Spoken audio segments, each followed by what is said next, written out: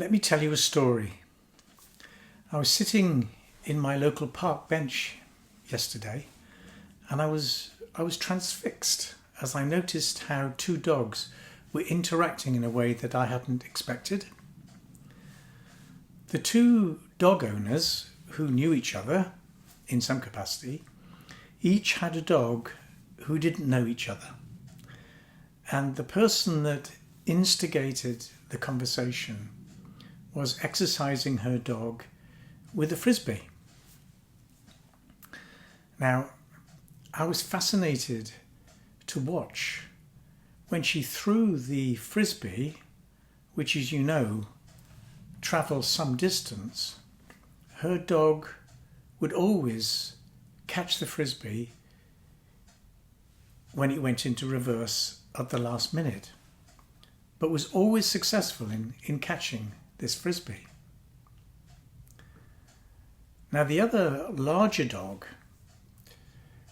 noticed this game of frisbee catching and looked rather perplexed, but clearly wanted to join in.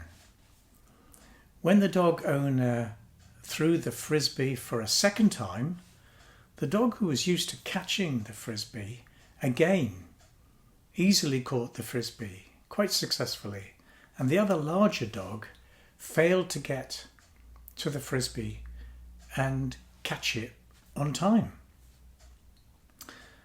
The smaller dog owner threw the frisbee for a third time, and the larger dog chased after the smaller dog, who was clearly always catching the frisbee, but was annoyed that he kept on missing it.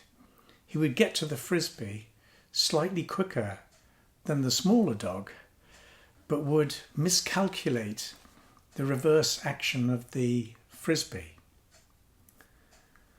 So after what was, say, half a dozen throws of the frisbee, the bigger dog, although getting to the frisbee sooner, still wasn't catching the frisbee.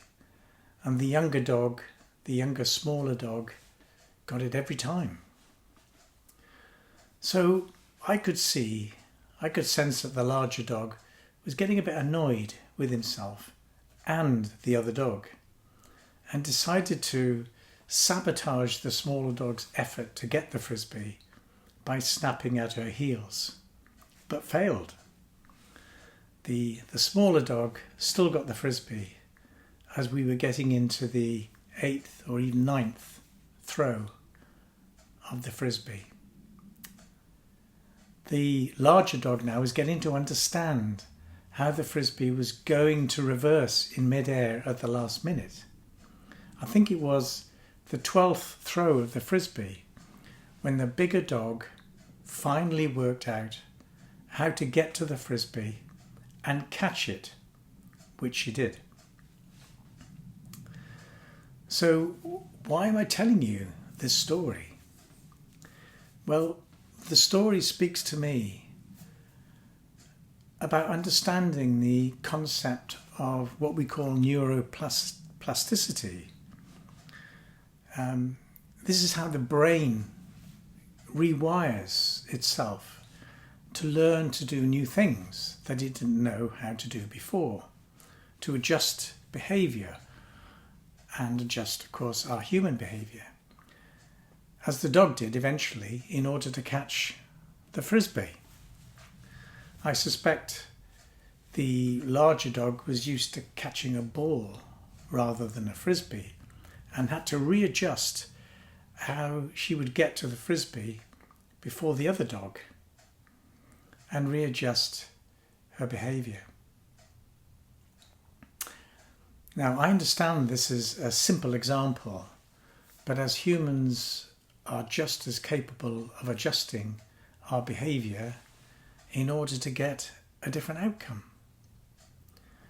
to be more successful, to be more confident, to be more self-assured, and just get results.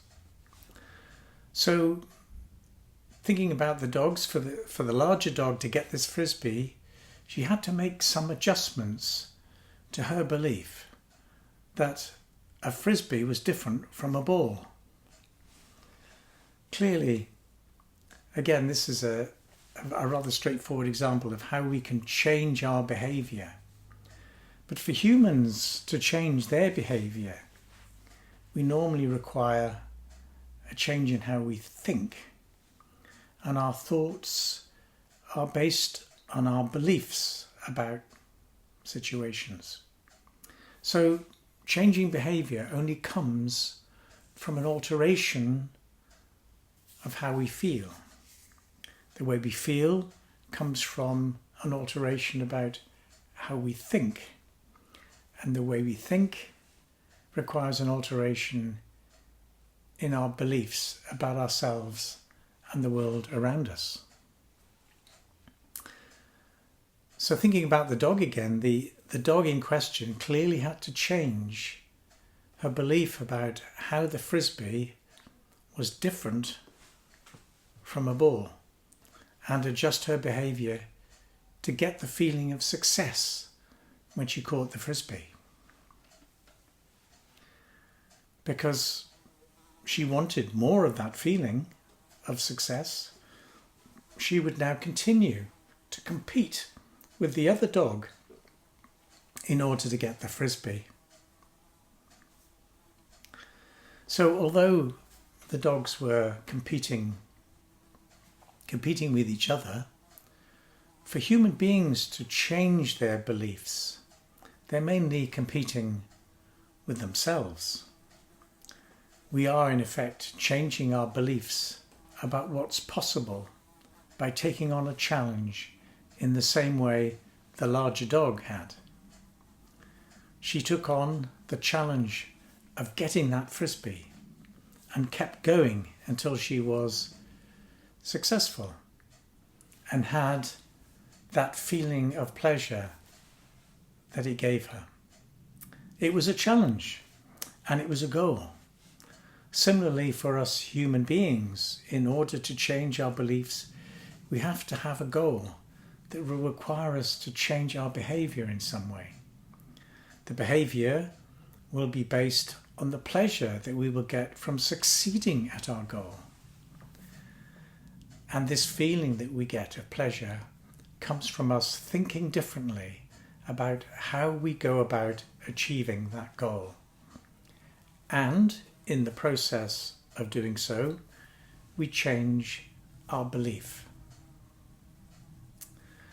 So this example shows how successful we can be at changing our negative beliefs about ourselves or our self-limiting beliefs about ourselves.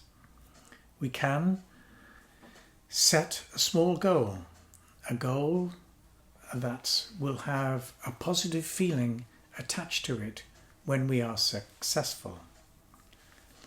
And we will think our way to achieving that goal. And having achieved it, we can then reset a belief about ourselves. Admittedly, it takes practice and determination, but it is so worth it to leave behind self-limiting beliefs that hold us back in life. If you would like help with this, get in touch. Visit my website, stephenelliker.coach, and book a free discovery call. And let's see what's possible.